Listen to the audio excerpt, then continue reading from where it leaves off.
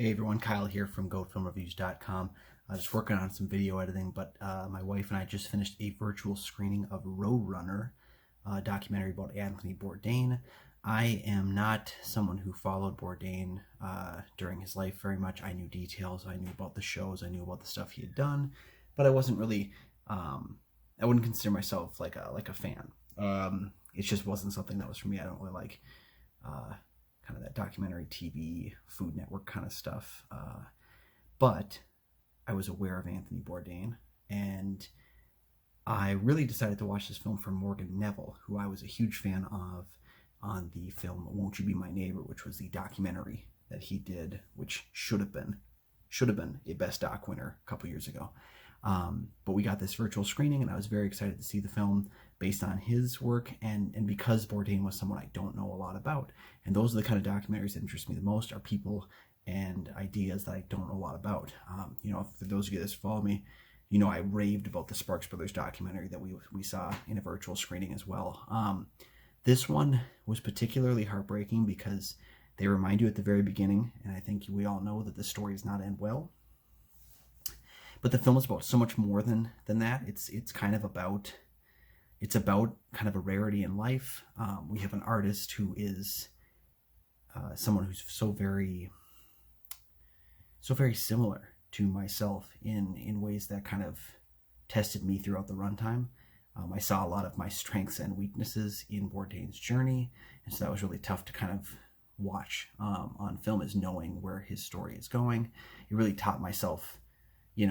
I've never been in a depressed place like I would assume he was in near the end of his life, but I've dealt with those kinds of elements of depression before, so I kind of get elements of it. And I get that the mystery too about all these people who knew him, they say they could see warning signs, in hindsight, but they never actually had them kind of play out in their mind, and so now they're constantly living through these warning signs. And I think this is a powerful documentary because it doesn't really give you all the answers you want, and it kind of frustrates you a little bit. Maybe its biggest problem is that it's about 2 hours long, and I think it could have run about 1 hour 40. Neville tries to encompass an entire life with his work, and that can work in some instances. But I think when you have someone like Bourdain, there are certain narrative choices you could have made with the film that I think would have made it a little bit tighter of a runtime, and your focus could have been more clear-cut on something. Whereas with the Won't You Be My Neighbor one, worked, I think, better as a long-form life storytelling. And maybe it's just that I'm more aware of Won't You Be My Neighbor's subject matter than I was with Roadrunner, but neither here nor there. I think it ran on a little bit too long, but it was powerful stuff. And I do think if you were able to, check out the documentary. It's more of a celebration of his life and less of a breakdown of his death.